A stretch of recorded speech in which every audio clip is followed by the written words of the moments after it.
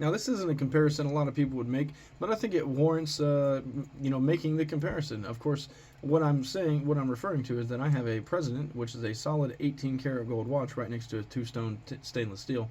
Most people aren't considering both of these watches at the same time, but if you're not quite up to the level of being able to purchase a President, I think this is a great alternative. So I just wanted to kind of show you what they look like next to each other.